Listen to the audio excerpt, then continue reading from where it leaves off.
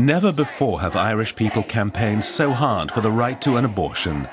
They're calling for the church and the state to stay out of issues related to their bodies. Savita Halapanava's face can be seen all over posters here. Campaigners say what happened to her must never happen again. They're fighting against Ireland's strict anti-abortion laws, which they say scared doctors out of giving her an abortion. I feel that it's a very important issue for women and that we're treated as second-class citizens in our own country. I feel that it's my body and my business, and it is not the business of anybody inside that building to tell me what I can and can't do. It's a very important time for us to separate church and medical decisions that are being implemented. There's still far too much of a religious influence happening in hospitals in Ireland. Irish women seeking an abortion are forced to go abroad. Thousands travel to Britain for that reason each year. Arlette Lyons has helped start a public discussion about abortion. She was pregnant with her third child, an eagerly awaited girl who was to be called Skye. In the third month of pregnancy, an ultrascan revealed that the baby had a genetic disease and wouldn't be able to survive outside the womb. Arlette had to travel to Liverpool for a termination. Going through the worst time of your life, and then basically it's adding salt to the wound to be told to kind of scout off like a criminal and have a termination. It just adds to the grief. It adds to everything. Arlette, along with others who've gone through similar experiences, founded a self-help group 6 months ago. Since then, they've been giving newspaper interviews and appearing on talk shows. Arlette's goal is to break the taboo surrounding genetic disease and abortion. At the time when this happened to me, I was Googling my life away to see, does this happen to people often? It was never spoken about. I never knew anybody that this happened to. And then all of a sudden, once when it's out there in the public domain, people are coming out of the woodwork.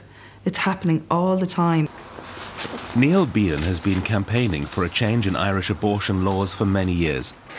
His organisation brought a case to the European Court of Justice on behalf of several women. Even rape victims, women with psychiatric problems and those suffering from cancer are denied an abortion in Ireland.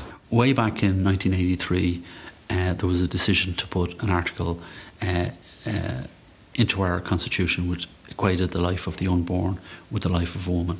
I think most commentators now understand that that was a big mistake.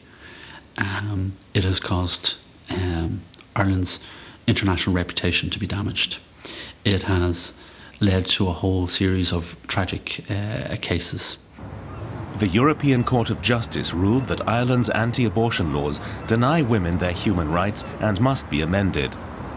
But the Catholic Church still holds enormous sway. St Mary's Cathedral in the centre of Dublin puts on 5 services every day.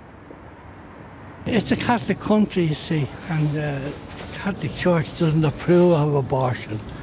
So that's the situation. Completely against it, except when the mother's life is at risk. That's the only time it's to be had, no other time. A woman's life's in danger, sure, otherwise then you'd have everyone coming along and just wanting abortions on demand, killing babies.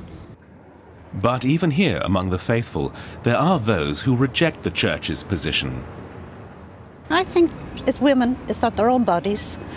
They have to, if they want an abortion, they should be allowed to have an abortion. That's the way I look at it. Well, I don't think the churches have a say in it. I really don't. I know I'm going into church now, but I don't think they should have a say in it. It's the individual themselves that has to live with it. I'll do green, you could do orange. Arlette Lyons has been motivated by the support she's received since she went public with her story. Pardon? She says it's time for an open discussion. Is this all your homework that you had? We're a country that never would discuss it, ever. It was the biggest secret in Ireland. Like 12 women per day have abortions. So abortion happens in Ireland every day, but just not physically in the country. They happen in the UK, but they happen to Irish people. Women's rights activists plan to protest outside Parliament every week until the taboo surrounding abortion is broken and the law is finally changed.